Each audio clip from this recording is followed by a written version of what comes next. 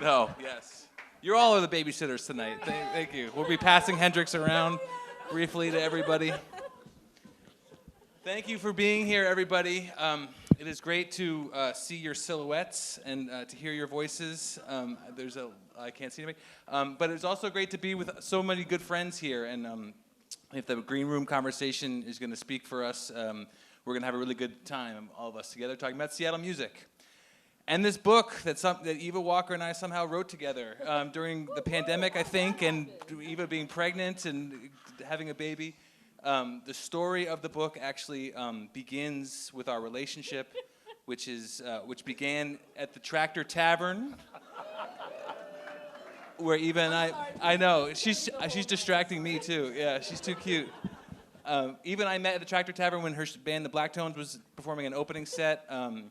And I saw this beautiful woman on stage, and I said, "Who is that person? I need to write a book with her." And the rest is history. And then we got together and we started dating and we got married, and in the same year we put out a book and put out a child.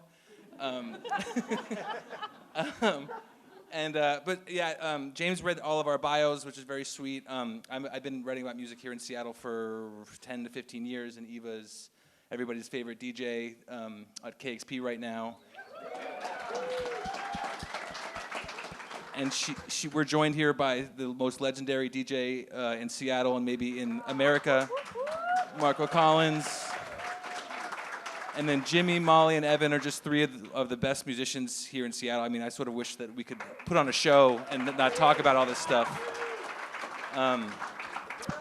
But we have a book to talk about, and so we're going to do a little panel discussion about Seattle music, about the book itself. Just a little bit of background on the book, how it came to be. There really wasn't, I guess the question we get most of all about is like, how did you start this book? How did it come about? And there wasn't one, I guess, flashbulb moment. It's just that, between Eva's expertise as a DJ and my history writing, it just kind of came to us, one day, and day by day. I mean, if anybody out here is an aspiring writer. Well, it was all of our idea. If anybody out here is an aspiring writer, to write a book, just do a little bit every day. And that's what we did. And Eva came up with the table of contents of the 101 artists. And, we have conversations about it, trying to hone it. And it wasn't very easy to do, but we did it. And we wrote every single day for, a number of months. And the book was here. And for anybody from Sasquatch Books here, we have a very heartfelt thank you to everybody. Sasquatch is such an important resource here in Seattle, and they put out books like these, and that results in all of us getting together on a Thursday night to talk about it. So I guess that is the basic intro, and without further ado, as they say, we're going to ask our esteemed panelists some questions, and I think Eva and I are going to trade a microphone and a baby right now. Okay. Right, Hendrix? Oh, she almost said something. Okay, So close. We'll wait. Hey everyone!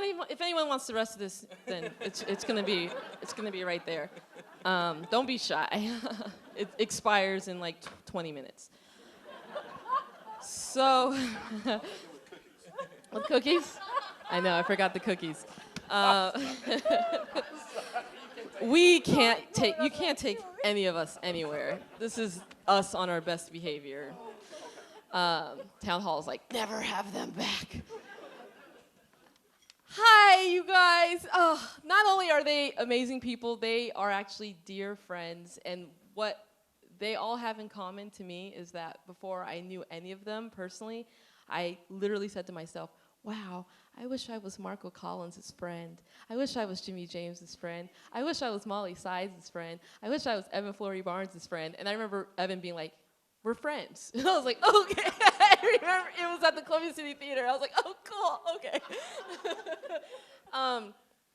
And I'm just kind of geeking out on my friendship with them really quick, then we'll start. And then I remember seeing Thunder Pussy perform, and I was like, oh my God, this is incredible. And they performed with Evan's band at their New Year's Eve party at the Showbox. And I remember seeing Evan on the stage, and we went to support Evan, and I remember being like, oh my God, like they're so lucky to be playing with each other. It's so cool. And then we were at Lottie's, and I told Evan, I was like, man, I really wish that I could do a show with Thunder Pussy. And Evan said, next year, I'm just putting it out in the universe. You're going to be performing at the Showbox Thunder Pussy. It happened the next year. Literally. I went, oh, Evan, we're performing with them! That's how that happened. And Jimmy James is one of my favorite people on the planet. We've been through some dark times together, for sure, and we've been through some great times. I taught him guitar. Bless your heart. You believe that, right? Because Hendrix will grow up thinking that's the case. And Marco freaking Collins! We became friends really quick Yes, at we did. KEXP. Yes, we Yeah. did. We have a We similar talked sense so of humor. much Yeah, in the hallways. Oh boy. Oh my God. We did. I'm still there, so I got to be careful. No one from there's here, right? Okay, cool. No, it's great. I love it. So let me shut up and get to these questions. So I've got some questions for you all. I'm gonna skip around, elaborate as much as you want, or be like, are there kids here? Oh, there is a kid there. I can't cuss today. Okay. Well, she doesn't know what you don't know if the F word is yet. But you could say, F off, I'm not answering that question, Eva, if you want. Okay. So let's just start with something easy. What does the idea of Seattle music mean to you, and who or what exemplifies it in the most in your mind? And I can repeat the question too. Can we start with you, Marco? Sure. I don't even need this thing, but I'll use it anyway. Repeat. Let me just peek at it. That top one right up there. I mean, to me, Seattle, first of all, congrats on the book, you guys. I thought Thank it was you. amazingly done. Thank you. Just such a cool. If you guys don't have a copy, definitely. Did you get a copy with a ticket? Is that a part of the Some deal? people did. Okay. Just fantastic. Very cool. To me, Seattle music has always been sort of something that started very DIY. So when I think of Seattle, I think raw, whether it's hip hop, it doesn't matter what it is. It always has that DIY feeling. And that's how I always felt about it. And I think I also have always felt that, despite the fact that, there might be a lot of hype around the whole grunge thing, the music scene and the art scene in Seattle has always been massive. Like, whether or not the rest of the world knew about it, there's always interesting things going on in this city. So that's my answer to part one.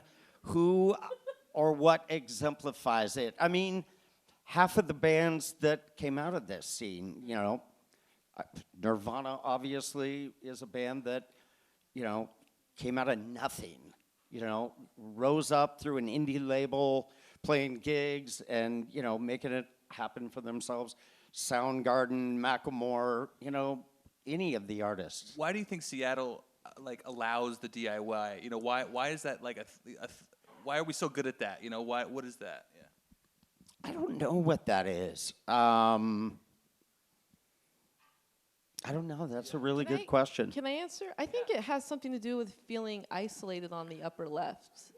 I don't know, just being like... We got to create our own world up here because we're so far away from everybody else. Yeah. You ever, get bored because you're in a room too long by yourself, and then you just start making it up, and that's, what we did. I'm sorry. I forgot that kid's right there. Eva, Yeah. you could say the word sugar, honey, iced tea. Instead of the... See how that works? It's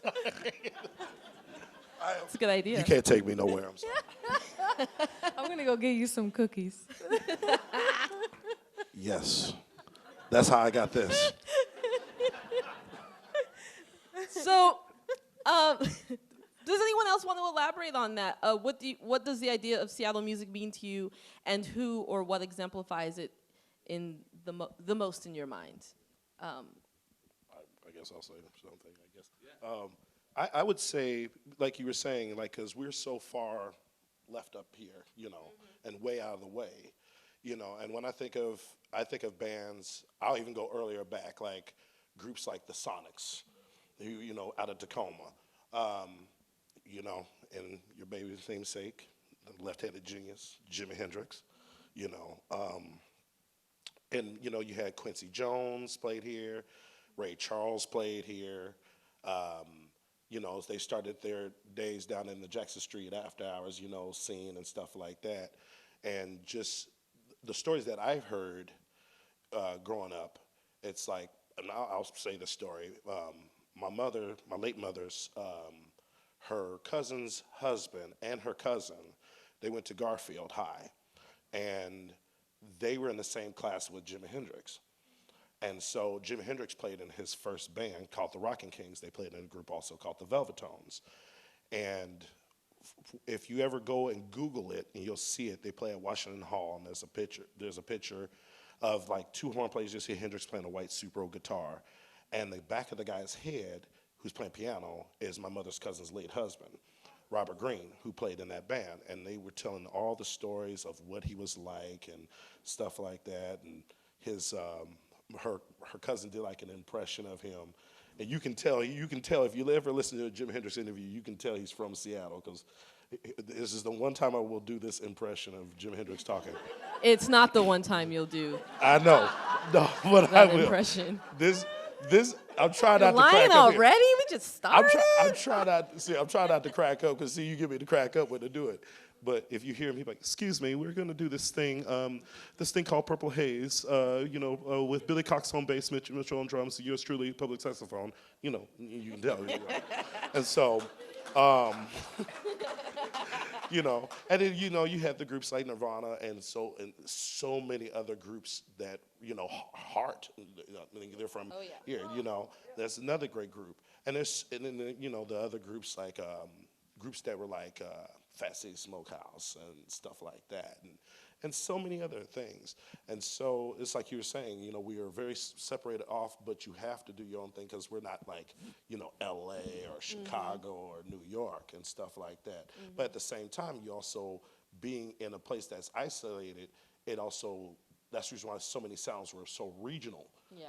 It's like, okay, what a sound is like. Okay, if somebody's from Texas, they sound like a certain way. New York or Detroit, and then you're like, oh, Seattle has an edgier, grungier sound. And me and you, we're really big fans of the blues, and you can just hear the different, there's Chicago blues, there's Texas blues, there's Mississippi blues, all of that, like just to your point on the region. And I actually want to ask really quick, who up here went to Garfield High School? Does anyone up here went to? Okay, Evan, you did. One of the things I'm really proud of about this book is that there's finally a Seattle music book that has just a separate note on Garfield High School, because so many musicians went there. What do you think it is about that school, and is there any music instructors that you would want to shout out or just mention in that regard? Well, of course, the two that sort of well springs for the program, I think of the musicians of the last 30 years, of course, Clarence A. Cox and Marta Tsutakawa. And I was in the orchestra with Tsutakawa. I kind of brought this, sort of tying in this question, the last question of this question. So I think Seattle has this natural way to express an eclecticism and an individuality that, because there's an isolation, there's both the isolation of the geography, but also of an individual kind of feeling isolated depending on what the weather is, but then developing their own thing.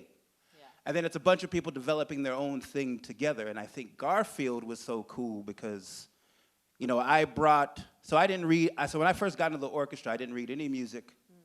But I had this desire, I want to play, I want to be in the orchestra. I couldn't even play Twinkle, Twinkle, Little Star, and I got thrown to the deep end on Shostakovich Symphony No. 5, and my teacher was willing to have me go through that trial by fire experience. So you had these educators like Tsutakawa, these educators like A. Cox, and then you had this environment where I was aware of Tribal Productions and Vitamin D, then we were aware of the history as far as Quincy Jones and Ray Charles, and then you were aware of people having bands. So I was going to orchestra rehearsals, hearing jazz bands, a part of a hip hop band, and that all was there. And so it was interesting to have the history of the school and who went there, kind of as this background, and even just in this philosophical way, Quincy Jones and how he brought together all different kinds of music, and Ray Charles, now he brought different things, and Jimi Hendrix, now he brought different things, and even Bruce Lee. And so you have this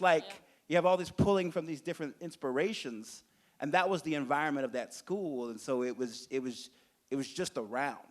Yeah. That's great. Thank you for that. I was like, I hope someone went to Garfield, but then I was looking at you mostly. Like, I think it was Evan. Molly, you're originally from Idaho, and you've taken us to your homeland. We've been, I don't know why I said it like that, but originally from Ketchum, Sun Valley area in Idaho, which is beautiful, by the way. We stay at her mom's house. It's amazing. What is, if there is, the biggest difference between being around the music scene in the part of Idaho that you were in versus doing it here in Seattle? Because you started Thunder Pussy in Seattle, yeah? Well, I was just thinking about kind of this wide range, like this wide range of curiosity, and having the space to be curious, stay curious, and invite curiosity. Like, we're talking about DIY. I feel like the moment I stepped into Washington State, actually Port Townsend, weirdly enough, is the reason I came to Seattle. I went to my first dance camp my junior year in high school. Yeah. And I was like, I'm gonna be a dancer. And I was like, this is amazing. but I felt like no matter where I went, there's this beautiful isolation, but there's so much space for invitation, for self, for community, for like just wild ideas. And I think that's the most incredible thing about being here. And like Tacoma, Olympia, Seattle, Bellingham, every space that I've encountered over the many years I've been here now, I am like, there's space to dive in to something different, a new idea.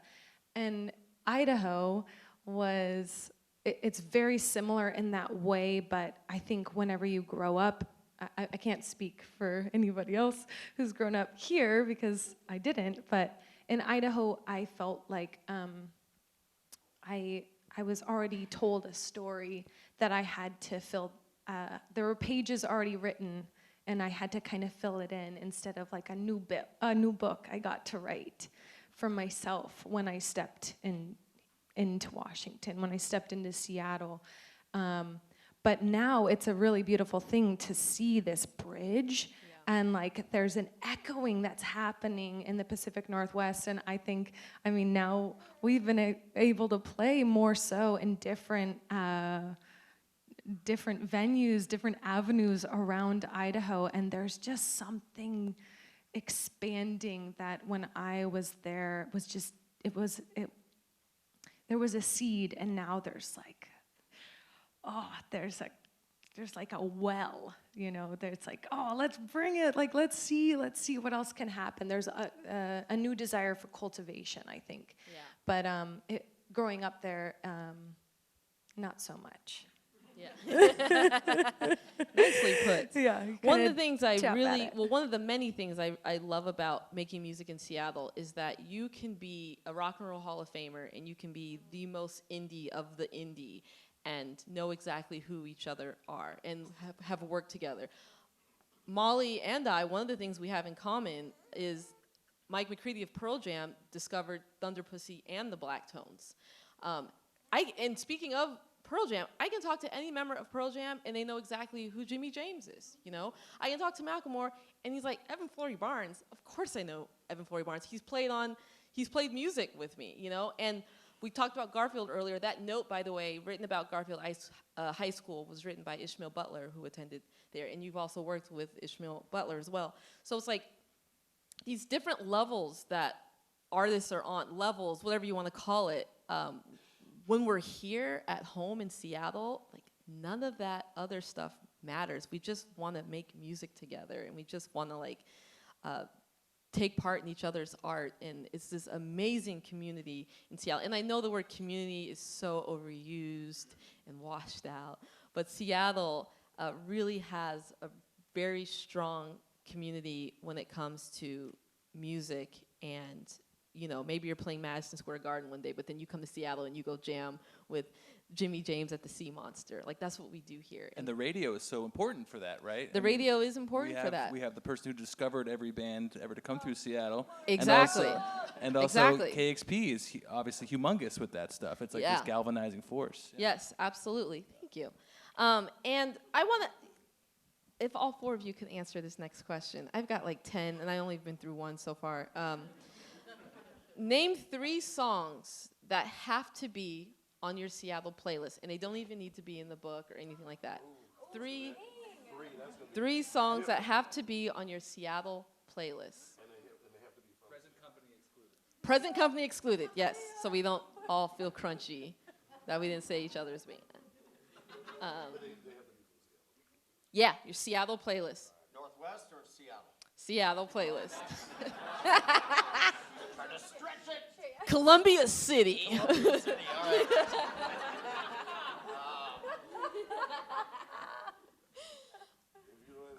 Do you have an answer to that? I have an answer. I have 101. Jimmy? I might take one of yours. So No, this go might for it. happen. Okay, this is very hard for me, but okay. I'm gonna say it. I will say Isabella live at Woodstock, Jim Hendrix. Barracuda by Heart.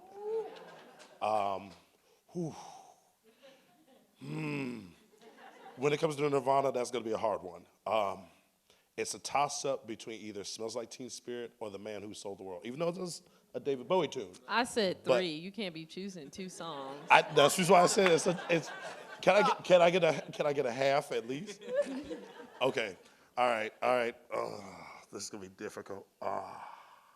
Think I'm about gonna go yours, with, too. I'm gonna go with "Smells Like Teen Spirit." That's all I can say.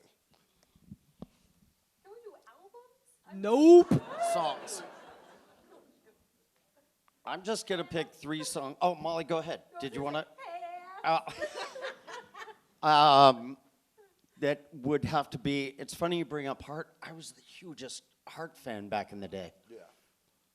I snuck backstage at a Heart show in San Diego, pretending I was a caterer. That's what a huge fan I was of Heart. did not know long that story. before I moved here. That's I great. snuck in with cookies.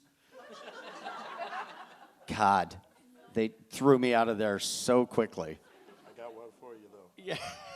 Speaking of Heart, Yeah. my late sister Chelsea, who was a drummer, she was actually supposed to be their touring drummer at one time. Oh man. But of course, I was so young, I didn't know. I was just like, I don't know what's going on. I'm just a little kid with a big old flat top. But anyway, you will not see those pictures. Can we bring up the picture, please? Should have thought about that. I'm going to say 3 songs from sort of my career at the end throughout the 90s that sort of changed everything to me and really set that tone. So, Smells Like Teen Spirit, obviously. Although it's weird to go back and listen to that record now. It was so overplayed then, I can't listen to that record. I can listen to In Utero or Unplugged, but man, sitting through Nevermind is really difficult. I'll also say, what were you guys laughing about over there? I'll also say Lump from the Presidents. Yeah, we pulled that out of nowhere. And then Harvey Danger. Flagpole It's a good Sitta. one. It's a good one. Yeah, those are my 3. Molly and Evan. Let's keep drinking. Okay, I'll give you 3. What are your 3? I need to think about it. I'm just kidding. No. I know you're Go going, ahead, Evan. I Go can ahead. go. So one is because of my relationship to what it did for me as an artist and as a free thinker and free person. And since Soundgarden's Outshined, and I remember when I first heard that song, I was in 7th grade, and I was I had on the inkling to play music, but I was like, Wait, how old were you? 12. You were in 7th grade. Yes. I was 12. But it was a breakthrough. Wait, what year was it? Now it's 91. Hendrix oh, wasn't wow. even born. I was 2 years old. I was 10. And so, no, but I heard that Very first uncomfortable. opening riff, and it hit me. And it hit me so profoundly. And back then, as there are today, there are limited notions about what a so-called black American kid can listen to and like. And I was like, hell no, like, I love this. Actually, and then I remember hanging with Kim Thail, and I was like, man, I gotta tell you, man, that song hit me. And he was like, I said, thank you. He's like, no, man, you were ready to hear that song at the exact point you were supposed to hear it. And I was like, whoa! The other one is, as a young bass player in that era, an aspiring bass player, the bass line for, I'm an Alice in Chains fan, and that whole Dirt Same. album. I love this. But Wood, when I first heard that bass line, it was like, it hit me so deeply. And so it was that, those albums were my first school. And then, it's in the book, Who's Listening? Tribal Productions, Vitamin D. And it's because that's how I learned the great electric bass standard, Jaco Pastorius' Portrait of Tracy, which is the core sample of that. So I didn't even know about Jaco, but I knew about Tribal Productions, and I learned that sample on the bass, and then I got so I got introduced to a whole realm of music through that song. So those three. That's great. That's a great list. Molly Sides. My brain's just like reeling over here because, secret's out now. So I make up the lyrics to every song ever and their titles. So I know every album, but no. No, but for real, Heart was my childhood. Like, Dreamboat Annie, truly to this day, I could play it on repeat, back to front, never get old. I mean, my mom would have us, my mom's rock mom, so music, dance, it's all to her. But she'd be like, we'd finish dinner, and then we'd have our chores, and then we'd be in the living room dancing. She'd put a record on. And Dreamboat Annie was just a staple. And side note, I'll never forget being able to take my mom, it was such a beautiful moment, to Tacoma to go see Heart, and she got to meet Nancy and Ann and their other beautiful, amazing sister and some of their family, and my mom just like, I just had this moment where I was like, yep, I'm good, I'm done, we're yep, bye. It's like, I don't need to do anything more than have this moment like stamped in time. But Magic Man was like our road trippin', hockey, road doggin', tour the world, Magic Man, but also just Dreamboat Annie. I would not have said Alice in Chains, but now I feel like I must, because when it comes to the three songs, I think they have to anchor for me in family, because it all comes back for me to family, because like it's all rooted there. It's all the roots. My brother Joey got to be our tour manager when we got to go on the road with Alice in Chains, and I have to be the worst person ever, but I was like, I don't really know their music. And then every night I was like, oh shit. I get it. Wood was exceptional. Every single night. But Rooster, getting to know the story behind it, and so I would say Rooster, which I wouldn't have That was until we my sat here. choice. Sorry. And it was taking guys could so share. long. I wanted I'm to taking so long. shine with And I was that like, not song. chow, no. Rooster, because I think that there's really something very palatable and poignant about that song, in the way in which our world is spinning. And it can be quite an anchor for many people, and wildly a connector. Because you're like, whoa. Also, this moment, I'm having a crazy moment of Pretty Girls Make Graves. And I was a bit of a hardcore metalhead, but also female-fronted bands like Bikini Kill. Everyone was like, oh, that's badass. But I recently saw that they played, and I was so bummed I wasn't here. I'm totally spinning out on the song, but I know, yeah. I feel like if someone else speaks, it's gonna come to me, but my brain, Rebel Girl. no, it's not Bikini Kill. That's not Bikini Kill. But yeah, and yeah, there's so many to choose from too. It's and such a wide range, but I'm word vomiting. Those are great. It'll yeah. come to me in a. You go. Any Jimi Hendrix song. She's named Hendrix because he was literally the first person Pick in my one. life. Fine.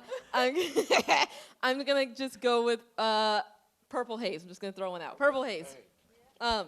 Yeah, buddy.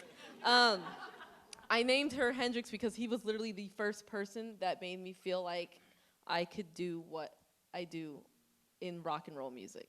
I was told, me and Jim and James, we've talked about this, like people telling us that, oh, you're so white because you like rock, or you're the whitest black person I've ever met, just all that stuff. And hearing that, and then you start to believe it when you look at MTV in the 90s and you're like, oh, they are all white. Am I trying to be that? Because I don't want to. I mean, whoa. And then I saw Jimi Hendrix in high school, and I was like, oh, I can do that. And that was literally the first person that made me, I'm where I am because of him. So I was like, I guess I own my firstborn, but he's dead, so I'll just name her Hendrix. Rooster and Posse on Broadway. It would be my other one. Yeah. Yeah. We don't have a lot of time left. I have so many questions and so much stuff I want to talk about, but I don't want Town Hall to like yell fire and kick us all out. So I'm going to try to run through these really quickly. Just give quick, short answers if you can. Marco, I'm going to direct this one specifically at you first. What's the best way, in your opinion, music admirers and consumers can help keep the local music economy thriving? Go to shows, buy merch. Yeah. Go to shows, buy merch. I realize as you get a little older, you're not always wanting to be in rock shows, but you can also support these bands by, buying their stuff online, buying the T-shirts, buying a hoodie. Even if you buy it as a gift, that can really sort of thrust, that can help a band so immensely. So that's what I would say. If you're not feeling going to shows anymore, you did that. Yeah. There's a lot of different ways to sort of support that. And I'll even say supporting a station like KEXP who supports those artists. It's another way to do it. Sort of embrace folks that are actually elevating these artists. That's great. And quickly, do any of the musicians here want to quickly say I something second to that? whatever Marco was saying. Yeah. That was pretty much. I also just have to say something really quickly. But Marco, you are the reason that Thunder Pussy recorded their first album. So I truly believe in supporting your station, the people behind the mic, Eva, Marco, like showing up, tuning in, showing up, and just really elevating the frequency, because you show up in ways that are more empowering than we even know. Like, you were the one that actually connected us with Sylvia, and I'll never forget being like, Marco, it's happening, and like taking a chance on somebody, like, so it's like every time you tune in or dial in or just like pen to paper, anything, it is absolutely elevating someone's life. So That's yeah, amazing. thank you, Marco, because that's you. Yes. Do you mind if I throw in real quick? I want to just say, like, KEXP is one of the greatest stations ever. Like, and excuse me. And the reason why I say that is just because of being around the world and playing in different places. I've seen messages from people from like one person from Senegal or Russia or Cambodia, the Philippines, Thailand, places. I was like, how did you hear about? Oh yeah, we heard about the KEXP. And so KEXP is one of the, it reaches like around the globe, even the little parts where, you know, radio stations have the regional, it stays within it, you know, certain states and stuff, but it goes far out, you know, and that, you know, so I just wanted to throw that out there. And when I first started working at the station, I remember getting advice from Marco. I'm like, I'm nervous. Like, I don't. Do you have any advice? And one of the things that stood out to me that you said was, if someone sends you music and they say, hey, can you not play this until then? Once you have it, it's all yours. It's free range. Like, you play it when you want. And I was like, okay. Did I say that? Yes, you did. I was like, yeah, they might be mad at me, but that's really good advice.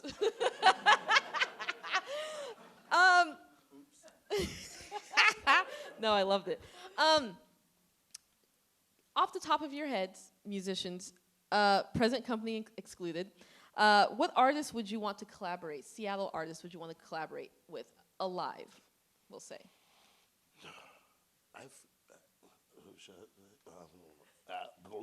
Okay.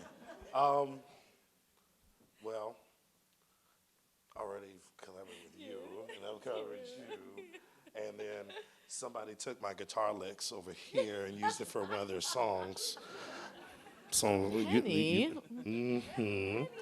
we know what song that is.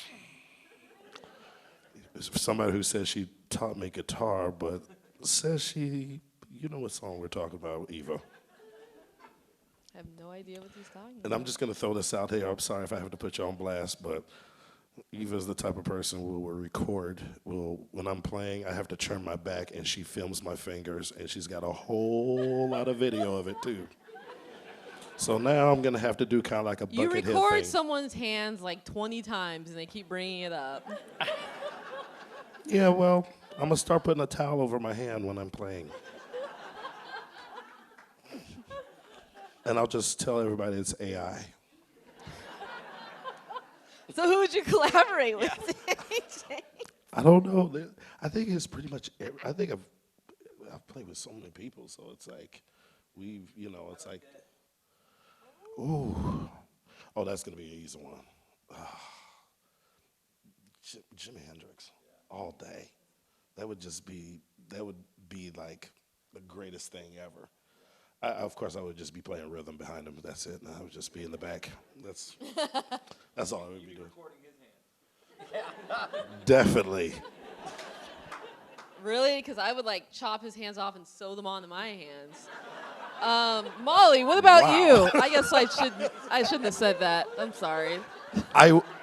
Here's the thing. That's really dark. Now that you said that, Eva, Lewd and just inappropriate. I'm Eva, sorry. now that you said that, now I'm worried, and I might have to keep my hands over here. I was looking at him. Molly, who would you collaborate with? This kid is like, why did my parents bring me? What are they talking about? Molly, who would you collaborate with? Alive or dead? Well, I think I would just have an open door policy right now. I feel like another reason why this place is so special and really incredible is getting to play with all of you, actually. Just having an open door policy of being like, hey, whoever wants to show up, and then boom, crazy wild things just unfold. But specific to Seattle or like just the world? Seattle. Honestly,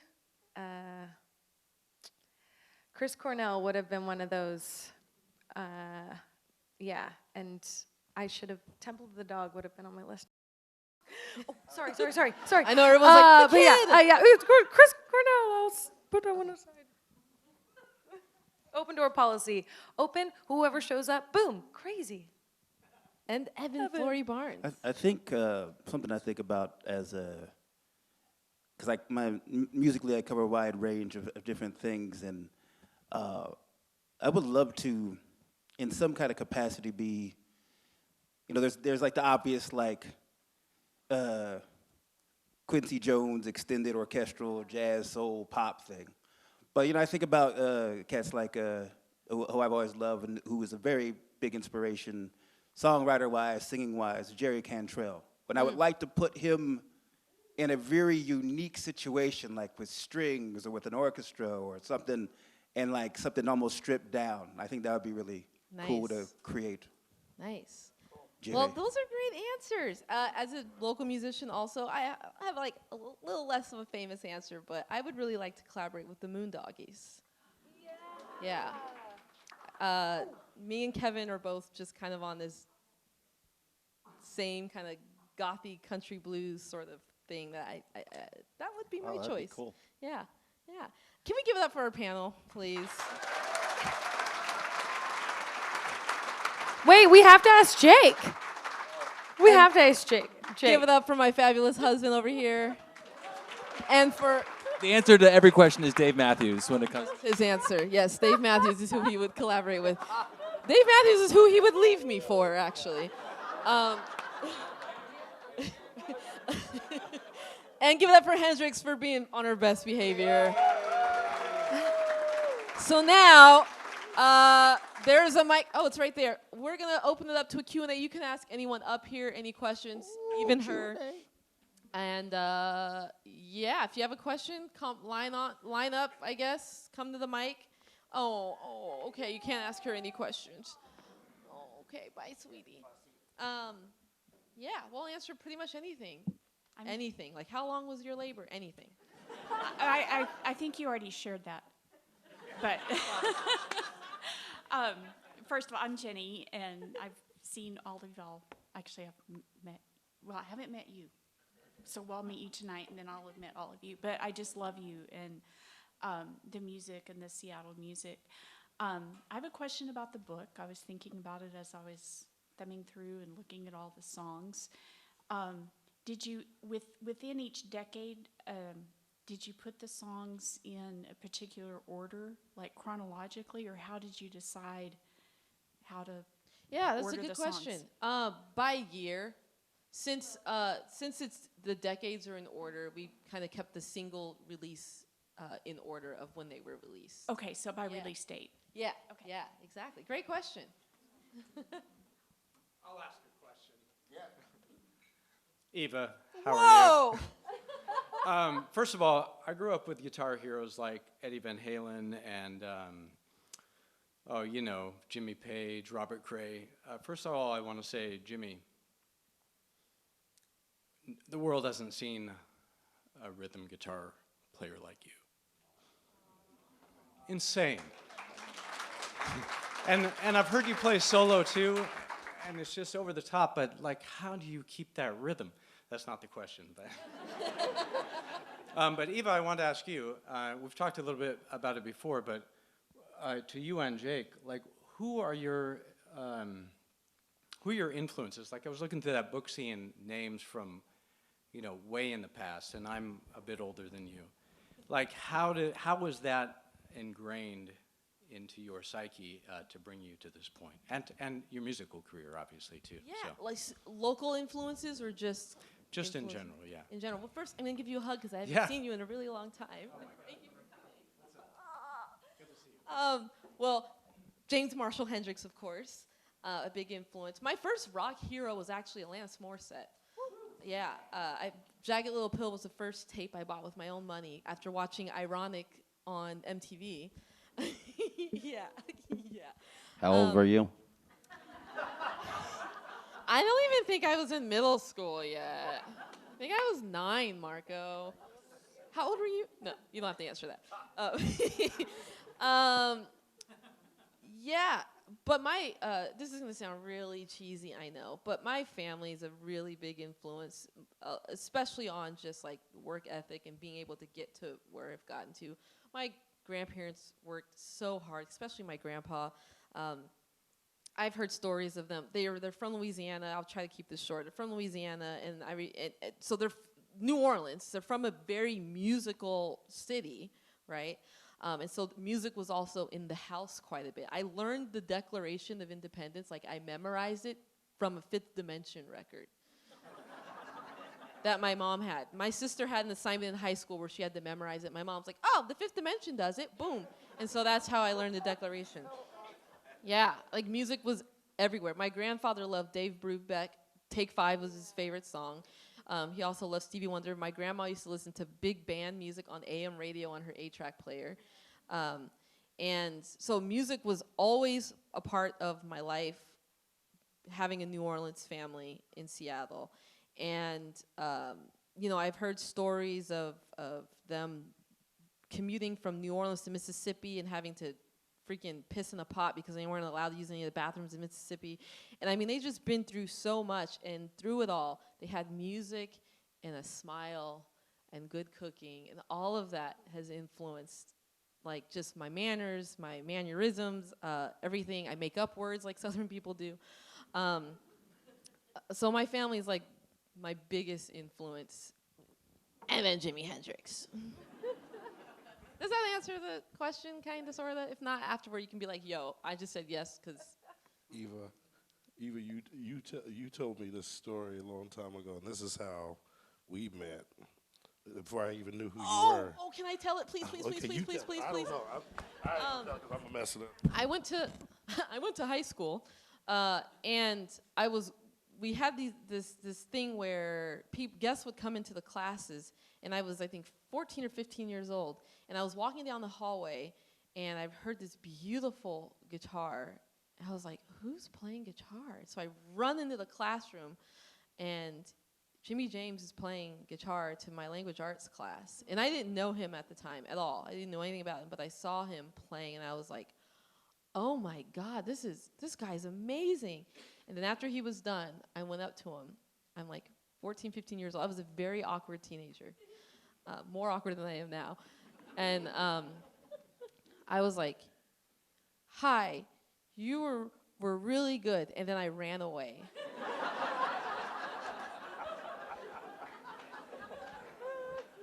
And then, like, 10 years later, we're like best friends.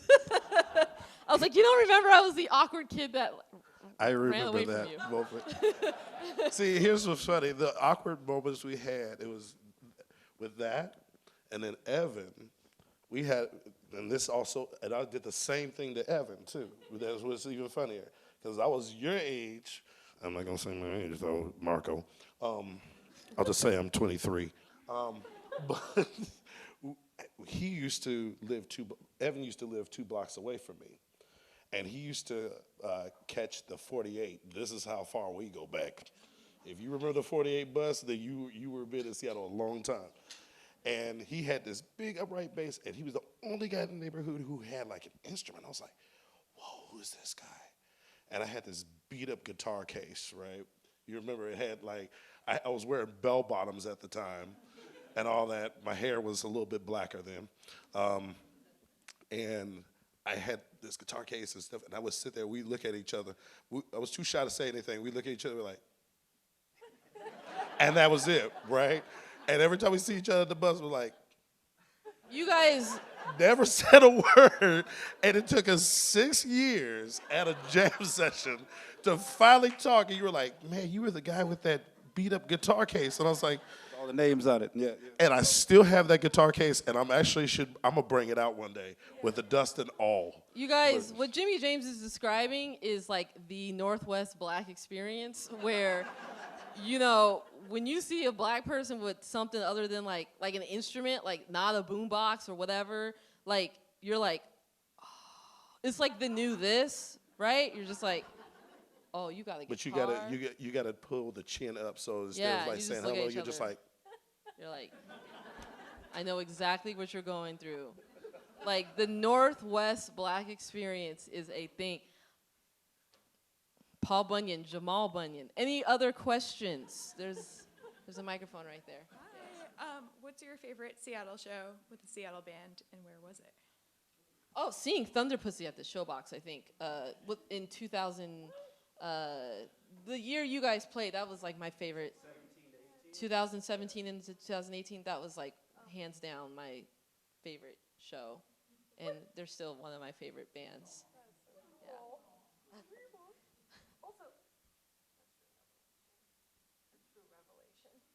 What about you guys? Any favorite shows? Favorite shows that is now, one is one. I'm gonna see if you remember this one.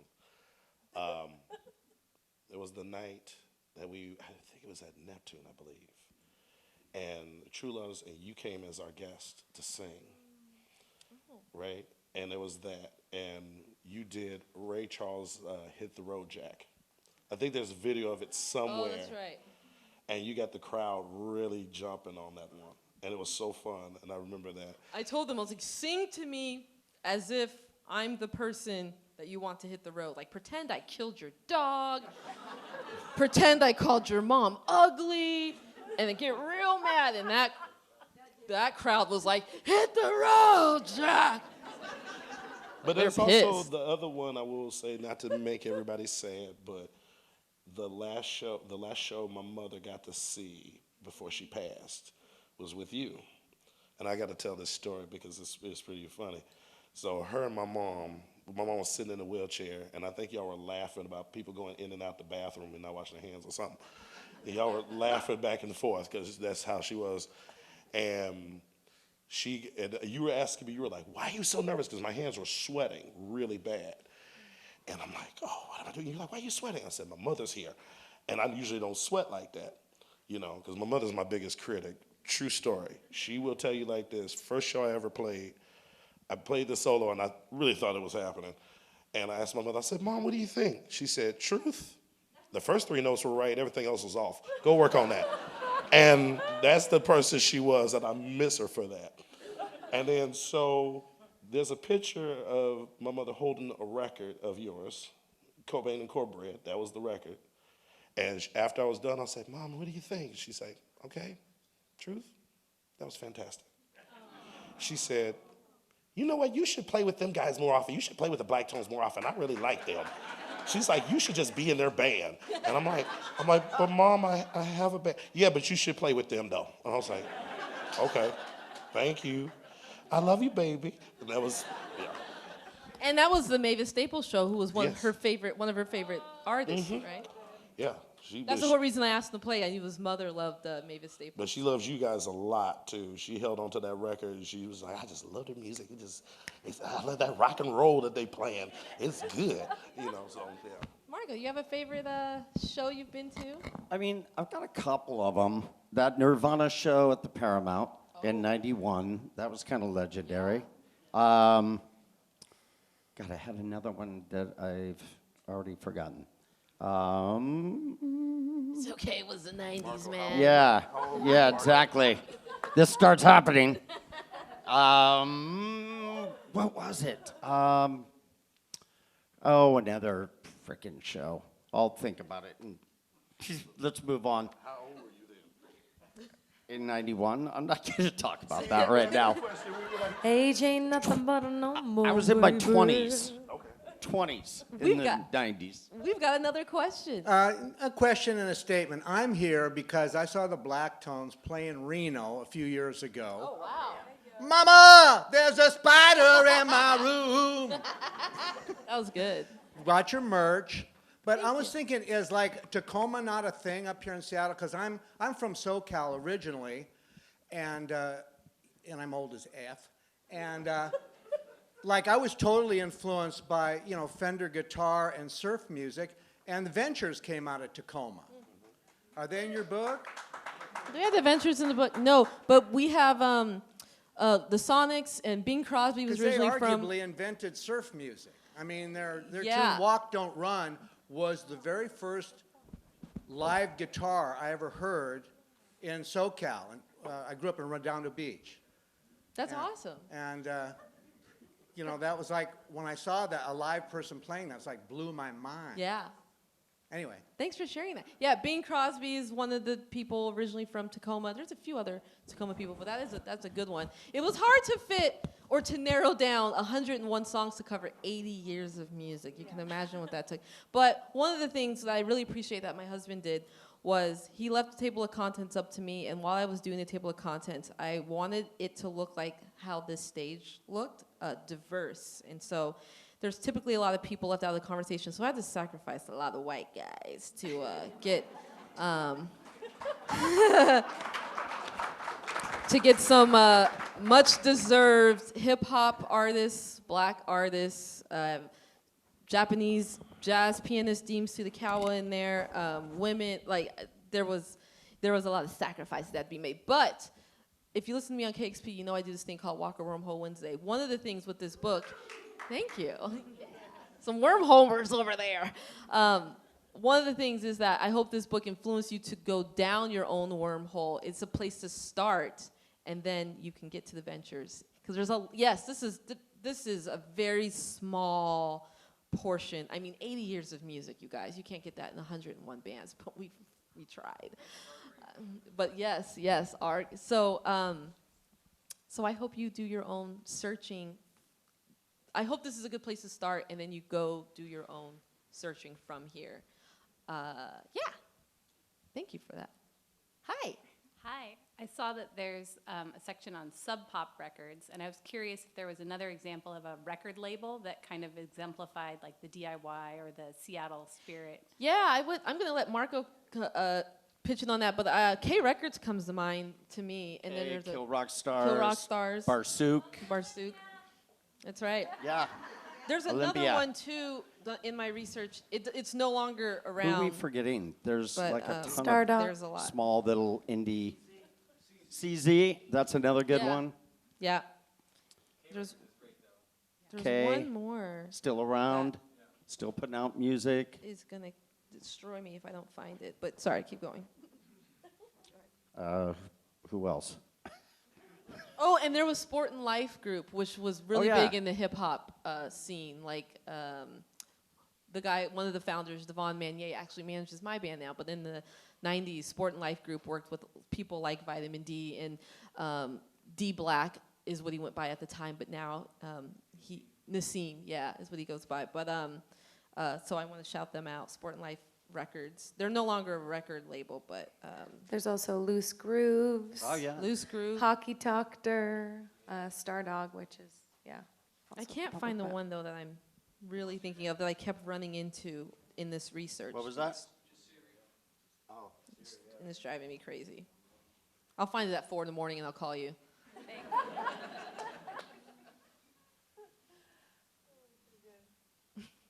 Yeah, do each of you have a favorite venue to play in Seattle? And also play a favorite venue where you like to listen to music? That's a great question. I would say Sea Monster Lounge. Easy. Because it's the thing I love about the Sea Monster, and shout out to Mark Mantry. And what I love about it is it's owned and run by musicians. And it's a musician's hang. We all can go there. You know how many times, you could be, everybody come off a show, somebody's playing. Who's been there? There's been not only like we go hang out there, but it's like Derek Trucks came and hung out there one Monday night a few months back. Roy Hargrove, the late Roy Hargrove, sat in. Members of Prince's band came through there. War has come through there. And everybody's just come in from different parts. I think Dave Matthews came there once and had a drink there. So it's just like musicians come and hang because they know, like, oh, my show's done. Where should I go where the live music and have a drink? Come to the Sea Monster. People come up there. It's always a great hang. And then I'm a big fan these days of Sea Monster, of course, but also Tim's Tavern out in White Center. They're doing a really good job there. Great sound, great vibe. Get out there. It's a really, really cool spot. Molly or Marco, do you guys have any favorite venues you like performing at or seeing shows at? I love Numos. I like seeing bands in small places. Showbox is killer. But I do want to shout out, there's a little venue on Capitol Hill that I love, wine bar / art gallery / performance space called Vermilion. Yes. And they've been around since the old days, and it feels so much like old Seattle to me. That's great. So I love that place. That's a great Want to give those guys a shout out. Diana. Fun, weird. I feel like I'm over here being like, you're like, it's cheesy family. I'm like, oh, family. like just echoing all the things. Boo-boo. Vermilion is, I'm so happy you just said that. Because, well, one, I was like, oh, there isn't just like one space. Because, again, that's this, oh, Seattle, I love you. Like, every space and the ways in which they open the doors and the capacity in which they grow, or, you know, or even like kind of create more intimacy is so unique to this city. Because, I mean, like I could literally list off all of them, from like the old Crocodile to the new Crocodile, Nemo's, Tractor Tavern, the Sunset, you know, like the Showbox, but like literally every space in Seattle feels like I am so grateful for every single space that keep their doors open because of all of you and for all of us, to the magic in which is showing up and making noise. But Vermilion has a very special space in my heart because dance is a big root of my life, and I mean, it's the reason I moved to Seattle. But Vermilion and Diana were the first people to take a chance on me when I had this crazy idea to start an event called Trigger New Dance Happenings. And I really wanted to highlight movers and shakers around the city who were not necessarily highlighted or given the same opportunities to show their works in progress, to show and even to share their voice and their movement in unexpected spaces around the city. But Diana was the first person to be like, oh, hell yeah. And we did that for, I think, a year and a half, every 2 months. And she would like have different art, you know, and be like, so they kind of want to, they're going to be up against that art. Is that okay? And she's like, oh yeah, totally cool. Totally cool. It's like, someone's going to smash some fake glass over here. She's like, oh yeah, just maybe not on the frame. Oh, okay, cool, you know. But Vermilion, I'm so glad you just said that, because it's still, I love that it's still there. Also, like, oh. And it's just still so, got the vibe. Yeah. That old, like, Seattle vibe. The DIY. The DIY thing. Real quick, also, the killer little venue at Pike Place Market called the Rabbit Box. Yeah. And that's the kind of venue that needs your help right now, too. They're struggling. So if you ever get a chance to go down there, it's underground. That feels like old Seattle, too. Where the old Can was. Yep, yeah? where the old Can was. Also, the Royal Room. I was just thinking yeah, of the Royal Royal Room Room the other day, and I was like, Royal Room. God, you know, and also that, like, Cornet, Jovino, another artist. I loved Jovino. But just these incredible spaces. Yeah. Oh, yeah. And to go back to a question I asked Marco earlier about how music lovers can support, you know, a thriving music scene, support your medium to small size venues. That is like at the root of the ecosystem in music. That's where a lot of bands start. That's where you're going to discover a lot of brand new stuff. That's where people are getting their start at. And I think we have time for one more question. So you're lucky number. Yeah. Well, first of all, I have to admit, I haven't been keeping up with the live music scene in a while, but I remember my uncle telling me in the 50s, he'd go to see a band, and after they'd done their performance, they'd go to another venue and jam with another band, and they'd end out where they're playing till 5 in the morning, and the patrons had to go to work. That's when they'd end. That's what he does, like every day. Yeah. But He doesn't sleep. Go ahead. But I was wondering, do you guys, after you've done your performance, do you go to watch someone else and get invited to jam with them and keep going? Go ahead and talk on that. Really, Yes, you had he to put me on does. blast like that? Okay. True. This is true. Because my bedtime does not start until 6 a.m. So sometimes even that. But it's true. 'Cause there's been jam sessions that will happen. You'll play, and then you're like, oh, there's one.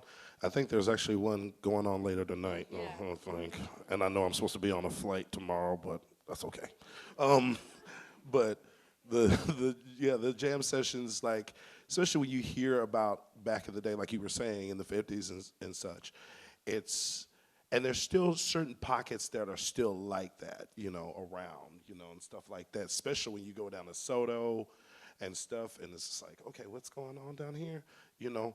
And we're like, what's going on? Oh, there's a jam session going on. Texas. Oh yeah, well this is going until, I don't know, 5 in the morning. I'm like, okay.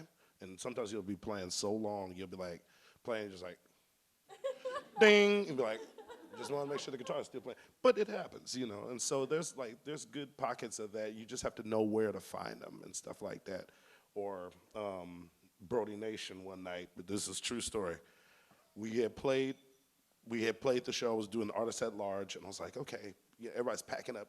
People are going to their tents. I'm like, okay, this is gonna be done.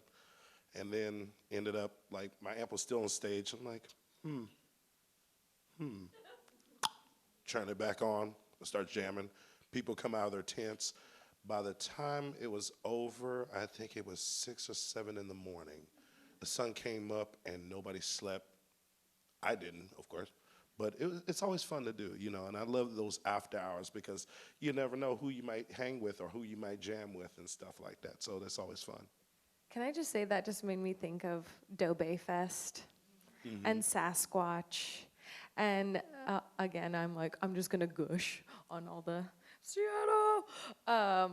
But the festivals as a new artist or, you know, kind of figuring things out and getting to experience or witness, discover new artists, and then be able to be camping out next to them, be like, hey, so I'm not sleeping, you're not sleeping. I don't like play some music or or you know, and like that just made me think of specifically Dope Bay because of however many years and having that space, like Kevin Sir and Joe Bay, but like that magic of like the restlessness and creative like wackadoos, but that you're meeting everybody exactly where you're at, and then all of a sudden something comes from it, and you're like, oh wow, we're actually going back to the same place. Did you wanna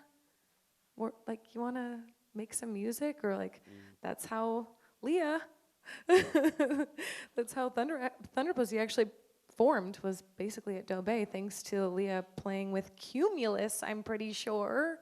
Alex, anyhow. That's right. Yeah. And I was like, Leah, I don't know you, but I love you.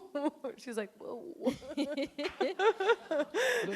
We're not sleeping tonight. It's always fun to like have those late night sessions because you know you get into kind of a delirious state, which happens, or some people take certain recreational activities. And with that being said, I'm not gonna thank you so much for coming. We've got books for sale. Give it up for Eva FLory-Barnes, Molly Sides, Jimmy James, Marco Collins, my husband Jake Uitti with Hendrix somewhere. I'm Eva Walker, and thank you, Town Hall.